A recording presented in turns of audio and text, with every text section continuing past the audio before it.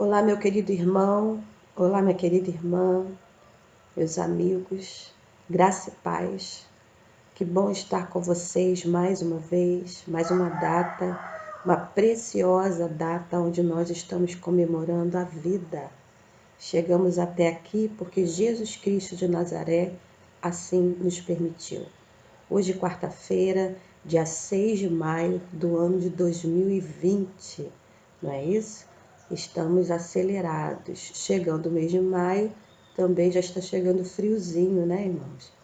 E Deus vai nos abençoar para nos livrar de toda enfermidade, toda virose, em nome de Jesus de Nazaré.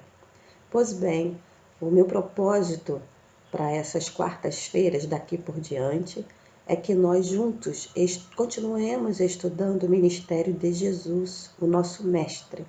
Nós precisamos conhecê-lo para servi-lo, para nos render à pessoa de Jesus. Ele precisa estar muito bem, irmãos, conhecido por nós. Naquilo que ele permitiu, nós precisamos desvendá-lo para que a nossa adoração ela seja verdadeira, ela seja real, ela seja diária, todos os dias em nossa vida. Então, de posse da palavra do nosso Deus, ela já está aqui em minhas mãos, nós vamos te fazer esse convite, que daqui por diante, às quartas-feiras, nós estejamos estudando as parábolas de Jesus. Hoje nós vamos entender um pouquinho o que seria isso e como nós podemos aplicar na nossa vida diária esse ensinamento, essa didática que Jesus usou para os seus ensinamentos. Sei que isso vai nos fazer crescer. Então, cada quarta-feira, nós vamos estar estudando uma parábola. Até quando, pastor? Eu não sei. O Espírito Santo há de nos direcionar. Na Bíblia, nos Evangelhos, propriamente Mateus, Marcos e Lucas, há 42 parábolas registradas. E de hoje até o final do ano, serão 35 quartas-feiras. Então eu não sei, como que será isso. Mas nós vamos selecionar parábolas aplicáveis à Igreja Batista do Bandeirantes, à nossa vida. Nós sabemos que todas elas são, Porém, nós iremos selecionar parábolas para que sejam estudadas por nós, ok, irmãos? Então, hoje nós vamos ver o tema Jesus ensina sobre o reino de Deus. Nessa quarta-feira, dia 6, Jesus ensina sobre o reino de Deus. Também quero estudar com vocês um texto conhecido para nós, Marcos capítulo 4, porque esse texto a gente vem fazendo uma série de estudos nele, Marcos 4 e 5, na série Jesus é o Senhor. Abra sua Bíblia então, Marcos capítulo 4, e nós vamos estar lendo do versículo 30 ao 33 para a nossa meditação de hoje, nessa quarta-feira. Marcos capítulo 4, versículos 30 ao 33 é o nosso texto básico. Vamos ler então, texto bíblico? A parábola do grão de mostarda. Novamente ele disse: com que compararemos o reino de Deus? Que parábola usaremos para descrevê-lo? É como um grão de mostarda, que é a menor semente que se planta na terra. No entanto, uma vez plantado, cresce e se torna uma das maiores plantas, com ramos tão grandes que as aves do céu podem abrigar-se à sua sombra. Versículo 33. Com muitas parábolas semelhantes, Jesus lhes anunciava a palavra, tanto quanto podiam receber. Não lhes dizia nada sem usar alguma parábola. Quando, porém, estava a sós com os seus discípulos, explicava-lhes tudo. Jesus ensina sobre o reino. O Senhor ensina sobre o reino e nós queremos aprender sobre o reino. Espírito Santo, traz clareza à nossa mente, para que possamos entender o teu recado. Em nome de Jesus, amém. Jesus ensina sobre o reino de Deus, é o nosso tema. Como ele ensina sobre o reino? Qual a forma, qual a didática que Jesus Cristo ele ensina sobre o reino? Nós acabamos de ler no versículo 34. Não lhes dizia nada sem usar alguma parábola para que pudesse esclarecer. Nós vimos, irmãos, nas nossas ministrações anteriores, que o que antecede a esse texto de Marcos 4, os evangelhos também, é que Jesus está implantando o seu reino na terra. Ele vem, vive nessa terra do seu nascimento até os 30 anos, e dali por diante, a partir dos seus 30 anos, é a implantação, a inauguração do teu reino aqui na terra, o reino de Deus nessa terra. E uma forma que Jesus ele usa para ensinar as multidões, pessoas que não estavam acostumadas a ouvi-lo falar, ensinar aos seus discípulos, a orientar os seus discípulos sobre o reino, são as parábolas. Tanto é que nesses textos que eu falei, nesses evangelhos, Mateus, Marcos e Lucas, como eu disse antes, há 42 parábolas propostas pelo mestre, além, né, das formas de parábolas variáveis que ele utilizou. Queridos, então foi uma forma aplicada por ele. No grego, a palavra para parábola é parabolê. E o significado dessa palavra é comparação, alegoria, figura. Comparação, alegoria, figura. Fato é que sempre que Jesus quer explicar sobre o reino de Deus nessa terra, ele utilizava alguma parábola. Queridos, nesse livro que eu tenho em mãos, é um livro do seminário ainda, maravilhoso, As Parábolas de Jesus, elas explicando o reino de Deus, de Clayton Coates. Nós vamos utilizar durante o nosso estudo como comentário, e muitos outros, né? O autor desse livro, Clayton, ele diz que parábola é a explicação de algo desconhecido através de figuras conhecidas. Vou repetir. Parábola é a explicação de algo desconhecido através de figuras conhecidas. Esse Jesus explicando algo ainda desconhecido para eles, o reino de Deus, através de figuras conhecidas do cotidiano, coisas do cotidiano do povo judeu, dos discípulos, das multidões, Jesus utilizava para explicar acerca do reino. Muito interessante. Jesus utilizava as parábolas, as histórias, as comparações, as alegorias para explicar algo pré-existente em toda a eternidade, que era a implantação do reino de Deus. Qual é o propósito das parábolas? Você pode assim estar me perguntando. E eu vou te responder com uma outra pergunta. Olha que redundante. O propósito da parábola é esclarecer, ou o propósito da parábola era ocultar algo? Eu não sei te responder. Porém, nós pensamos que as parábolas elas vinham sempre no sentido de esclarecer. Por quê? Se é para explicar algo desconhecido através de uma figura conhecida, o objetivo seria sempre explicar. Porém, queridos, nesse mesmo texto de Marcos, volte apenas uma folha, o versículo 11 e 12 diz o seguinte: Ele lhes disse: a vocês foi dado o mistério de Deus, mas aos que estão de fora, tudo é dito por parábolas, a fim de que, ainda que vejam, não percebam, ainda que ouçam, não entendam, de outro modo, poderiam converter-se e ser perdoados. Jesus cita nesse versículo 12 uma narrativa do profeta Isaías no capítulo 6, 9 e 10. Né, que algo seria apresentado como mistério e que muitos não entenderiam.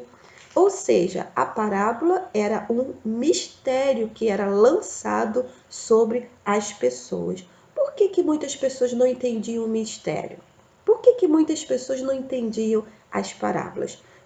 Eu penso, irmãos, que é porque para entender as parábolas, eles eram obrigados a pensar, obrigados a raciocinar sobre o que realmente Jesus queria dizer com essas comparações, o que realmente Jesus queria explicar com essas comparações. E infelizmente nós sabemos que nem todo mundo é adepto de pensar, nem todo mundo é adepto do raciocínio.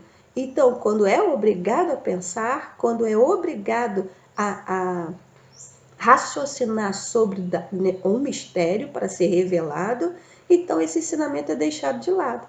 Por isso, muitos não entendiam a proposta de Jesus através da parábola. Algo importante para nós entendermos as parábolas propostas por Jesus no Evangelho, nos evangelhos para aquela época e que hoje estão acessíveis a todos nós. Nós precisamos respeitar o contexto do texto, aquilo que foi escrito antes e aquilo que foi escrito depois, após a parábola, nos fazem ter um pano de fundo para que nós possamos entender o que Jesus Cristo está nos falando. Então, ler o contexto, estudar o contexto é sempre muito importante. Entendido então, queridos?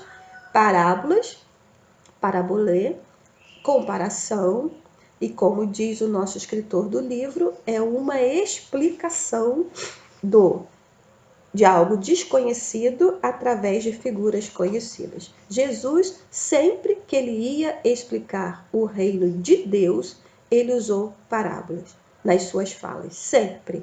Ele usou essa forma didática de ensinamento.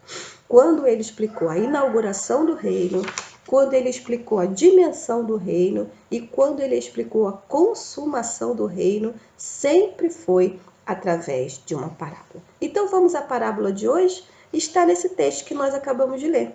Marcos capítulo 4, do 30 em diante, nós vamos ver a parábola do grão de mostarda. Jesus ensina sobre o reino de Deus através da parábola do grão de mostarda. O que Jesus nos ensinou?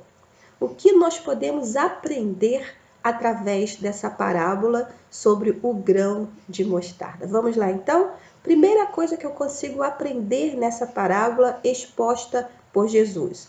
Jesus explica sobre o reino de Deus.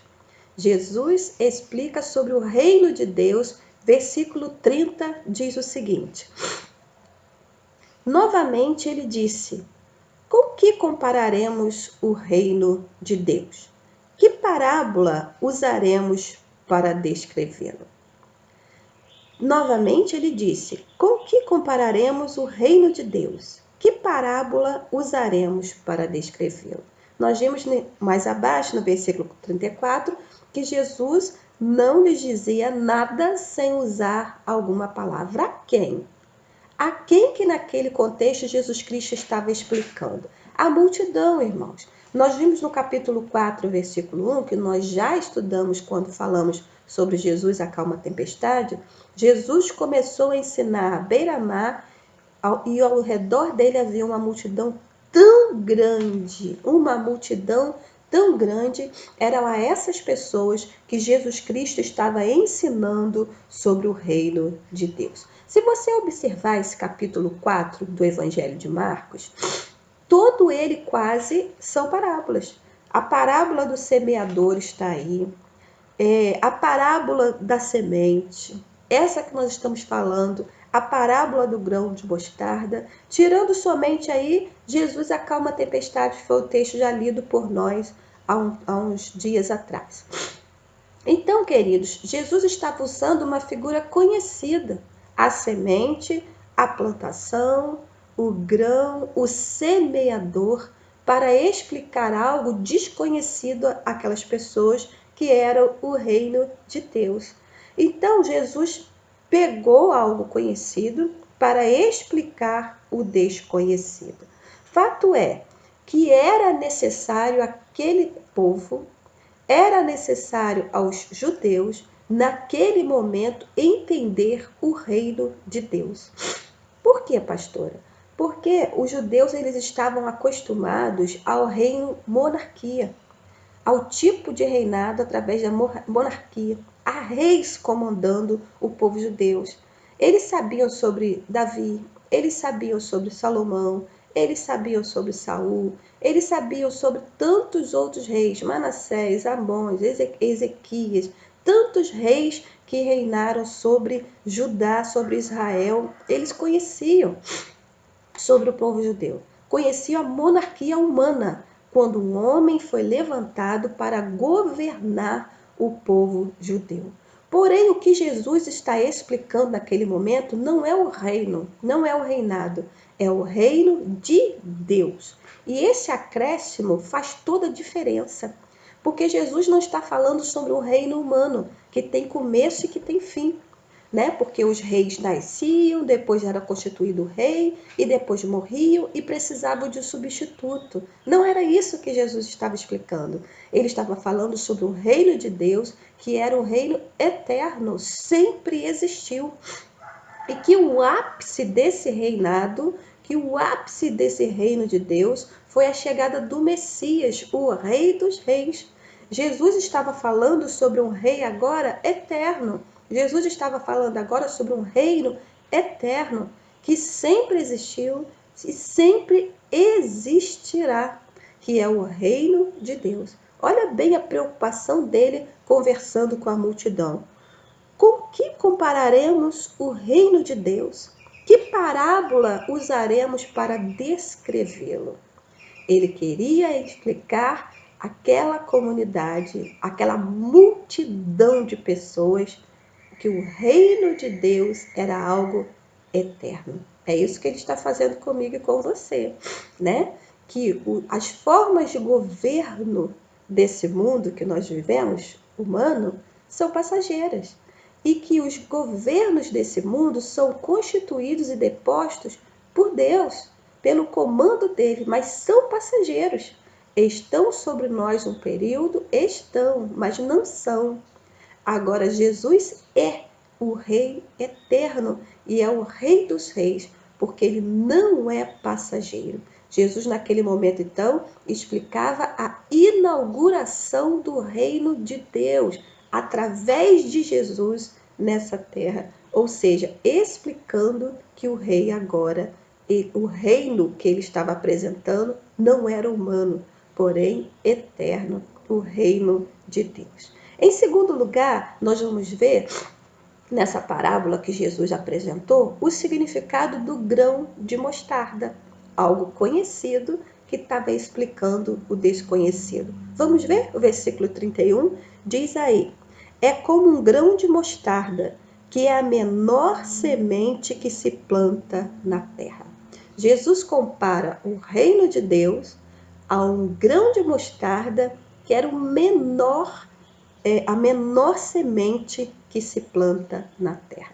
Ele pega algo conhecido do povo judeu, então, para explicar o desconhecido. O grão de mostarda era uma semente plantada naquela região, né, típica daquela região. A menor semente conhecida. Eu já cheguei a ver um grão de mostarda uma vez, né? Pastor Eliezer levou lá na igreja, eu cheguei a ver. Realmente a semente é menor do que uma cabecinha de alfinete, né? Muito pequenininha, muito pequenininha. Os estudiosos eles falam que essa semente de mostarda a que se refere esse texto é a Cynaps nigra, né? Que era uma árvore, que era uma planta daquela região, né? Da Judéia, ali daquela redondeza. Porém, uma semente insignificante, tão pequenininha, tão miudinha, né? Facilmente perdida, porque era pequenininha demais, uma semente insignificante. O que Jesus queria dizer? Que ele era insignificante? Por isso ele compara o reino de Deus a uma semente tão insignificante? Não, irmãos. Nós vamos ver a seguir que Jesus, ele é poderoso e o reino de Deus é mais poderoso. Só que quando nós falamos que o reino é eterno, nós estamos vendo que ele não tem começo, nem meio, nem fim, é algo sobrenatural e poderoso. Mas olhando essa comparação de Jesus com o grão de mostarda, uma semente insignificante, vê se não é assim que acontece comigo e com você. Às vezes, nós desanimamos com o crescimento do reino de Deus, porque é tão pequeno o crescimento, é tão devagar. E a gente chega a pensar, por que as pessoas não se convertem? Nós estamos na nossa comunidade ensinando, explicando, falando do amor de Deus, testemunhando, e as pessoas não se convertem. Isso chega, irmãos, a dar uma certa frustração, porque as igrejas elas estão pregando a palavra do reino de Deus. O reino de Deus não é uma igreja. A igreja está inserida no reino, mas o reino de Deus é composto por toda a nação salva por Jesus de Nazaré em todo o mundo. O reino é extenso, mas nós ficamos pensando, por que ele cresce tão pequeno, o crescimento é tão insignificante às vezes, que causa, até na igreja de Jesus, muitas das vezes, um sentimento de fracasso. Um sentimento de fracasso. Será que nós estamos nadando contra a maré? As pessoas não se convertem, o reino não cresce, ele está paralisado. Aí vem, queridos, uma fé tão pequenininha nos nossos corações, né? Uma fé tão pequenininha. Mas o que nós esquecemos, irmãos, é que a semente, uma vez plantada, ela cresce. Ela cresce. Ela cresce. Isso eu quero ver com vocês no nosso terceiro tópico. A semente, ela cresce. Versículo 32 diz o seguinte. 32. No entanto, Jesus falando para mim e para você, não desanime. No entanto, uma vez plantada, cresce e se torna uma das maiores plantas, com ramos tão grandes que as aves do céu podem abrigar-se em sua sombra. Jesus compara o reino de Deus à menor semente existente em Israel, em Judá, na região da Judéia naquela época. Jesus compara a semente mais insignificante.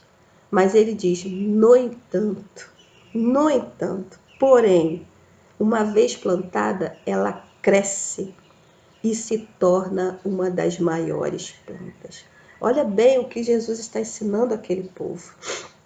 O reino de Deus, mesmo que aparentemente o crescimento dele seja lento, ele está crescendo. Uma vez plantada a palavra de Deus nos corações, queridos, ela está crescendo, ela está germinando. E o texto diz que a semente menorzinha, a mais significante, se torna uma árvore frondosa. E os estudiosos nos dizem, irmãos, que essa árvore ela alcança até 4 metros de altura. É uma árvore grande, bem grande. Uma semente tão pequenininha produz uma árvore tão grande. E eu acrescento, uma árvore grande de raízes profundas e seguras. Assim é o reino de Deus. Para muitos, o seu avanço pode ser lento. Porém, queridos, ela é uma árvore, como Jesus disse, comparado a uma árvore de raízes profundas e seguras, tão seguras que nada e nem ninguém pode abalar o reino de Deus. Essa árvore, queridos, ela abriga pássaros, como diz o texto. É uma árvore que acolhe, é uma árvore que aninha, é uma árvore aconchegante. O reino de Jesus é comparado a algo que aconchega, a algo que traz para perto, a algo que protege, que dá sombra às pessoas que ali se aninham. Aqui o texto diz as aves que ali se aninham. Se no início do capítulo 4, na parábola do semeador, as aves do céu são comparadas ao próprio figura de Satanás, né, irmãos? Que vem e toma as sementes que são plantadas. Eu prefiro a versão dos estudiosos que diz que esses pássaros aqui são outros tipos. Não é obra de Satanás que está minando a igreja, mas são pássaros, pessoas que viriam se aninhar sobre a sombra daquela árvore. Eu me refiro, eu penso, eu creio nos estudiosos que dizem que esses pássaros são até os gentios, que viriam se aconchegar no reino de Deus.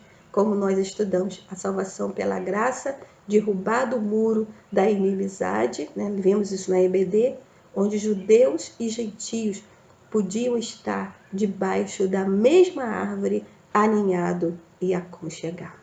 O reino de Deus, então, ele é explicado, comparado ao grão de mostarda, a sua semente significante, que explode e vira uma árvore enorme, que aconchega a todo aquele que vem para debaixo da sua proteção, debaixo do seu cuidado. O reino de Deus é acolhedor. O reino de Deus, ele aconchega todo aquele que crê. Ele não é exclusivista, mas ele é inclusivista, traz para perto, traz para dentro, traz para a sombra das suas asas. Concluindo a minha fala nesse estudo sobre a parábola do grão de mostarda, a semente precisa de tempo para crescer. É o que está escrito. No entanto, uma vez plantado, cresce. Esse processo de crescimento não pode ser pulado. E para o processo de crescimento, irmãos, precisa-se de tempo. Como isso é difícil para nós entendermos. Para eu e você entendermos que o tempo ele é precioso. Porque nós vivemos numa geração do fast food, nós queremos tudo rápido, tudo tem que ser muito rápido. Mas o reino de Deus, para ser instalado, para criar raízes profundas e seguras, ele precisa de tempo. E esse tempo precisa ser respeitado por nós. Nós não podemos desanimar diante do tempo necessário para que haja o crescimento do reino de Deus. Apóstolo Paulo ele fala em 1 Coríntios 3:6, e essa é a minha última menção, que é Deus quem dá o crescimento. Ele diz, uns planta, uns colhe, mas Deus dá o crescimento.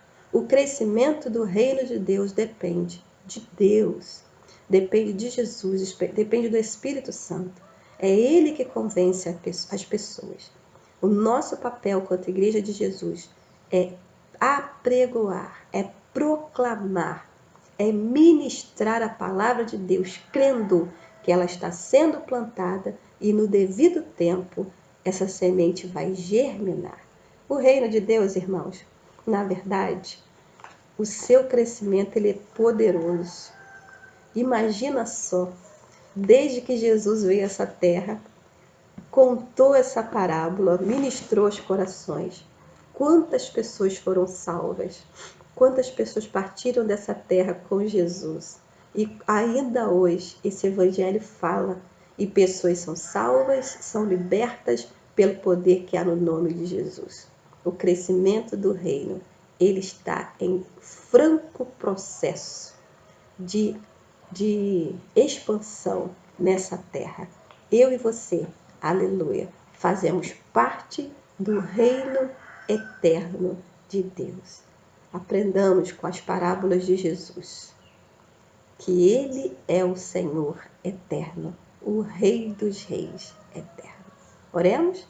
Pai, eu te agradeço pela Tua palavra viva e eficaz, mais cortante do que faca de 2 gumes, que vem hoje a nos ensinar que nós não podemos desanimar diante das agruras, porque o Seu reino continua sendo estabelecido nessa terra. Nós o amamos e nós queremos fazer parte sempre, ó Pai, do Teu reinado eterno. Que o Senhor possa abençoar cada família, Senhor, cada irmão, cada lar, cada pessoa que está participando conosco, para que possamos compreender que o chamado é para nós nos abrigarmos embaixo das suas sombras. Senhor Deus, nós te amamos como Rei. Senhor Jesus, nós te amamos como Rei dos Reis, Senhor dos Senhores. E Espírito Santo, nós te amamos porque o Senhor revela a nós os mistérios da palavra de Deus. Abençoa, Senhor Deus, os dizimistas e ofertantes da sua casa, os nossos irmãos que estão enfermos. Cuida e guarda, Senhor, para que haja, Senhor, resposta nessa semana às nossas famílias. Oramos assim agradecidos em nome de Jesus. Amém. Deus te abençoe em nome de Jesus.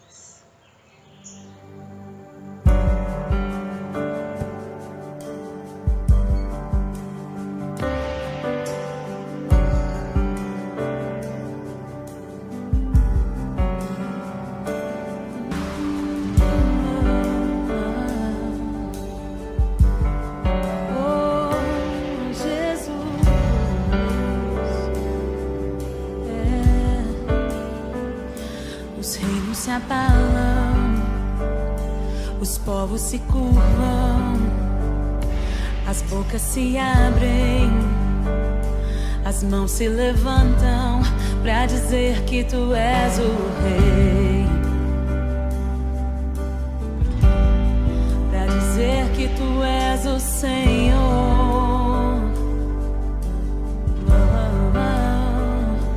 Os reinos se abalam, os povos se curvam, as bocas se abrem, as mãos se levantam pra dizer que tu és o rei. Oh, oh, oh, pra dizer que tu és o Senhor. Teu reino é sempre eterno, firmado em misericórdia,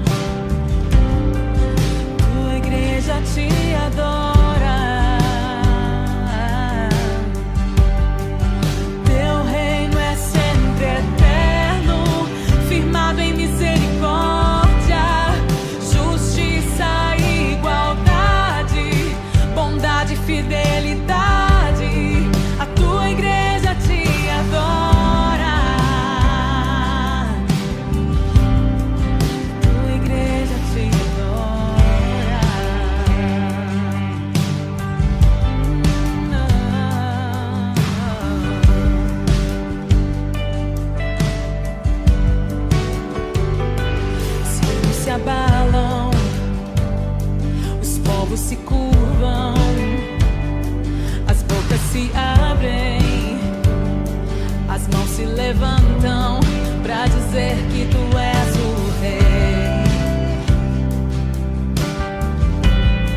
pra dizer que tu és o Senhor. Oh, oh, oh. Os reinos se abalam, os povos se curvam, as bocas se abrem, as mãos se levantam pra dizer que tu és o rei, pra dizer que tu és o Senhor, pra dizer que tu és o rei.